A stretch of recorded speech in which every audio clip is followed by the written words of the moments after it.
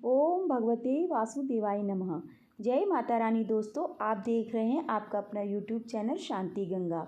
दोस्तों, हम सुन रहे थे भागवत पुराण कथा।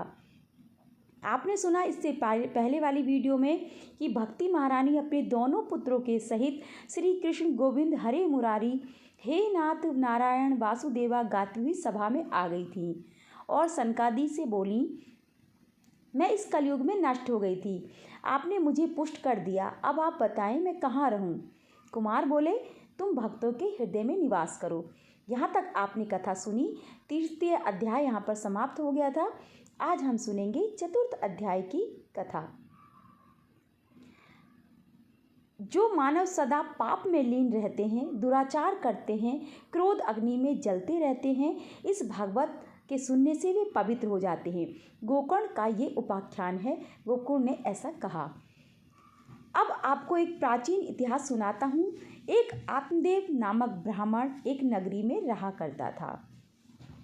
उसके धुंधली नाम की पत्नी थी। ब्राह्मण विद्वान एवं धनी था। उसकी पत्नी झगड़ालू एवं दुष्टा थी। ब्राह्मण की कोई संतान न थी, अतः दुखी रहता था। कई उपाय करने के बाद भी उसके संतान नहीं हुई, तो अंत में दुखी होकर आत्महत्या करने के लिए जंगल में गया। वहाँ वह एक महात्मा से मिला। ब्राह्मण उसके चरणों में गिर गया और कहने लगा कि मुझे संतान दो, नहीं तो आपके चरणों में ही आत्महत्या कर लूँगा। महात्मा ने उसे समझाया कि तुम्हारे भाग्य में संतान नहीं है, किंतु उसने एक नहीं सुनी और आत्महत्या के लिए तैयार हो गया। तब दया करके महात्मा ने उसे एक फल दिया और कहा, इसे अपनी पत्नी को खिला देना, तुम्हें संतान हो जाएगी। ब्राह्मण फल को लेकर प्रसन्नतापूर्वक अपने घर को आ गया और वह फल अपनी पत्नी को खाने के लिए दे दिया। पत्नी ने वह फल बाद में खा लूँगी कहकर रख लिया और सोचने लगी, अहो, इस फल के भक्षण से तो मेरे गर्भ रह जाएगा, उससे तो मेरा पेट भी बढ़ जाएगा, उससे मैं ठीक से भोजन भी नहीं कर पाऊंगी। यदि कहीं गांव में आग लग गई तो सब लोग तो भाग जाएंगे, मैं भाग भी नहीं पाऊंगी। ऐसे कुतर्क कर उस फल को नहीं खाया। इतने में उसकी छोटी बहन आ गई। धुंधली ने अपना सारा दुख छोटी बहन को सुनाया और कहा, बता मैं क्या करूं? छोटी बहन बोली, इस फल को गाय को खिला दे, वह भी बाँझ है, परीक्षा हो जाएगी और तुम अपने पति को बता देना कि फल मैंने खा लिया और मैं गर्भवती हो गई हूँ और मुझे सेवा के लिए एक दासी की ज़रूरत है और मैं आपकी दासी बनकर आ जाऊँगी, आपकी सेवा करूँगी। क्योंकि मैं गर्भवती हूँ, मेरा जो बच्चा होगा उसे आपका बता दूँगी। इसके बदले आप मुझे थोड़ा धन दे देना, जिससे मेरा भी काम चल जाएगा। यह सब बातें धुंधली ने अपने पति को बता दी और फल गाय को खिला दिया।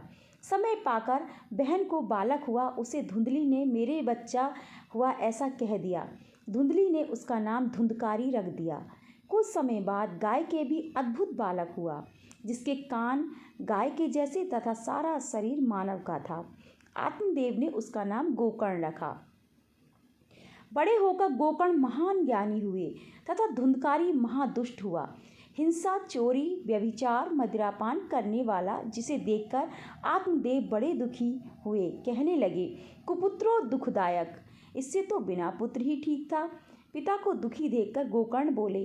गोकर्ण जी ने पिता को समझाया, इस मांस मज्जा के शरीर के मोह को त्याग, पुत्र घर से आसक्ति को छोड़ वन में जाकर भगवान का भजन करे। इतना सुनकर आत्मदेव वन में जाकर भजन करने लगे। गोकर्ण जी तीर्थाटन को चले गए। पिता के वन चले जाने पर धुंधकारी अपनी माँ को पीटने लगा और कहने लगा कि बता धन कहाँ रखा है, और माता भी उसके दुख से दुखी होकर कुएं में गिरकर समाप्त हो गई। अब तो धुंधकारी अकेला ही 5 वेश्याओं के साथ अपने घर में रहने लगा और चोरी करके उन्हें बहुत सा धन चोरी करके लाकर देने लगा। एक दिन वेश्याओं ने मन में विचार किया, यह चोरी करके धन लाता है, यह तो मरेगा ही, साथ में हम भी मारी जाएंगी, अतः इसे अब समाप्त कर देना चाहिए, क्योंकि अब हमारे पास तो पर्याप्त धन हो गया है। रात्रि में उसे खूब शराब पिलाई। जब वह बेसुध हो गया तब उसके गले में फंदा लगाकर उसे मारने के लिए खींचने लगी। तब भी नहीं मरने पर उसके मुंह में जलते हुए अंगारे ठूंस दिए और वह समाप्त हो गया। उसे वहीं गड्ढा खोदकर गाड़ दिया और वेश्याएं धन लेकर चंपत हो गईं और धुंधकारी एक महान प्रेत बन गया। कभी कोई ग्रामवासी के तीर्थ जाने पर उसे गोकर्ण जी मिले तो उन्हें धुंधकारी के मारे जाने की खबर ग्रामवासी ने सुनाई, तो गोकर्ण जी ने उसका गया में जाकर श्राद्ध किया और अपने ग्राम को आ गए। अभी वे रात्रि को अपने घर में सो रहे थे कि धुंधकारी उन्हें कभी भैंसा कभी बकरा बनकर डराने लगा। गोकर्ण जी ने देखा यह निश्चय कोई प्रेत है, तो उन्होंने गायत्री मंत्र से अभिमंत्रित कर उस पर जल छिड़का। उस प्रेत में बोलने की शक्ति आ गई और कहने लगा, हे भाई, मैं तुम्हारा भाई धुंधकारी हूँ। मेरे पापों से मेरी यह दुर्गति हुई है। गोकर्ण जी बोले, मैंने तुम्हारे लिए गया में श्राद्ध करा दिया था, फिर भी तुम्हारी मुक्ति क्यों नहीं हुई?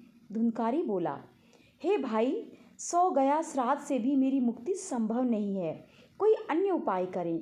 गोकर्ण जी ने धुंधकारी को कहा, मैं तुम्हारे लिए अन्य उपाय सोचता हूँ, और प्रातःकाल भगवान सूर्य से प्रार्थना की और मुक्ति का उपाय पूछा। भगवान सूर्य बोले। सूर्य ने कहा कि इन्हें श्रीमद् भागवत की कथा सुनाएं। गोकर्ण जी ने कथा का आयोजन किया। अनेक श्रोता आने लगे।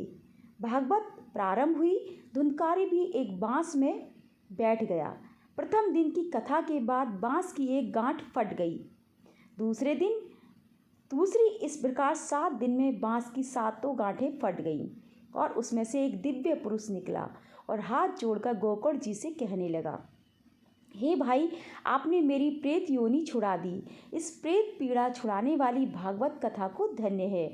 और इतना कहते ही एक विमान आया और उसमें सबके देखते देखते धुंधकारी बैठ गया। गोकर्ण जी ने पार्षदों से पूछा कि कथा तो सबने सुनी है, विमान केवल धुंधकारी के लिए ही क्यों आया? पार्षदों ने बताया कि सुनने के भेद से ऐसा हुआ। धुंधकारी ने कथा मन लगाकर सुना, इसलिए उसके लिए विमान आया। दूसरी बात, गोकर्ण जी ने पुनः कथा की और सबने मन लगाकर सुनी, तो सभी के लिए अनेक विमान आकाश में छा गए। और जिस प्रकार भगवान राम सभी अयोध्यावासियों को लेकर बैकुंठ गए, उसी प्रकार सभी श्रोता विमान में बैठकर जय जय करते हुए बैकुंठ को चले गए। दोस्तों, चतुर्थ अध्याय, पंचम अध्याय यहाँ पर समाप्त होता है। छठा अध्याय आगे की कथा में सुनिए। कुमार बोले, अब भागवत श्रवण की विधि बताई जा रही है। पहले किसी ज्योतिषी से शुभ मुहूर्त पूछना चाहिए। एक विवाह में जितना खर्च हो उतने धन की व्यवस्था करनी चाहिए। भाद्रपद, अश्विन, कार्तिक, मार्गशीर्ष, आषाढ़, श्रावण, यह महीनों में भागवत का वाचन मोक्ष को देने वाला कहा गया है। कथा की सूचना दूर दूर तक देना चाहिए। अपने सगे संबंधियों मित्रों को भी आमंत्रित करना चाहिए। भागवत जी के लिए ऊंचा सुंदर मंच बनाना चाहिए। वक्ता पूर्वाभिमुख होकर, श्रोता उत्तराभिमुख होकर बैठें। व्यास आसन के समीप ही श्रोता का आसन हो। विद्वान, संतोषी, वैष्णव, ब्राह्मण जो दृष्टांत देकर समझा सके, उनसे कथा सुननी चाहिए। 4 अन्य ब्राह्मणों को मूल पाठ, 12 अक्षर मंत्र, जाप आदि के लिए बैठाना चाहिए। कथा में सीमित आहार करना चाहिए। धरती पर ही सोना चाहिए। सनकादि इस प्रकार कह ही रहे थे कि उस सभा में प्रहलाद, बलि, उद्धव, अर्जुन सहित भगवान प्रकट हो गए। नारद जी ने उनकी पूजा की तथा भगवान को एक ऊंचे सिंहासन पर विराजमान किया और सब लोग कीर्तन करने लगे। कीर्तन देखने के लिए शिव, पार्वती और ब्रह्मा जी भी आए।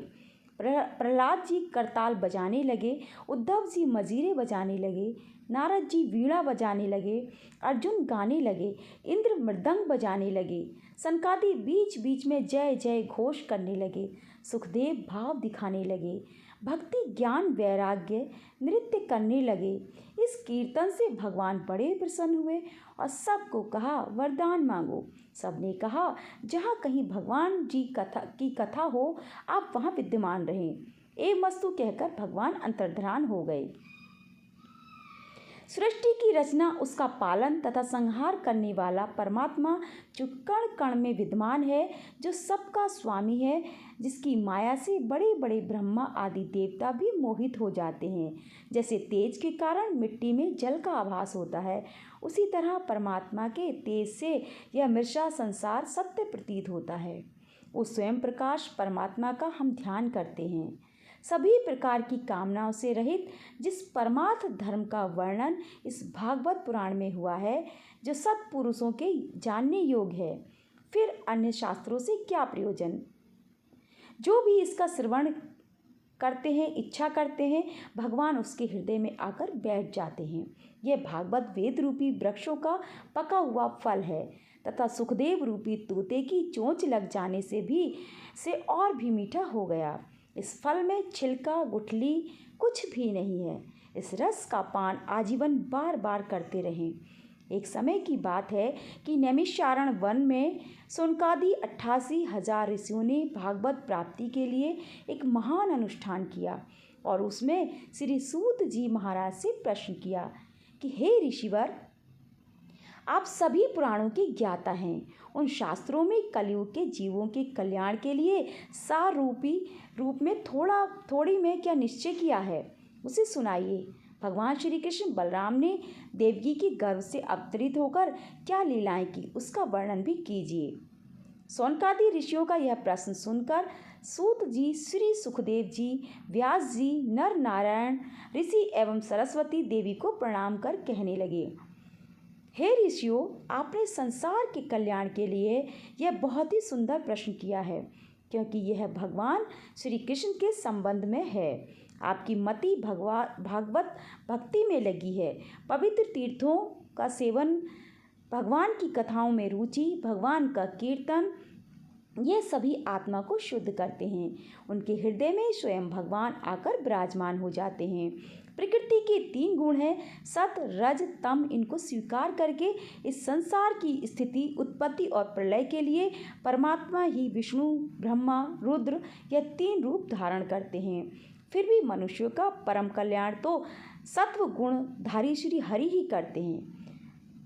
मित्रों, यहाँ पर द्वितीय अध्याय समाप्त होता है। अब तीसरे अध्याय की कथा हम अपनी अगली वीडियो में सुनेंगे।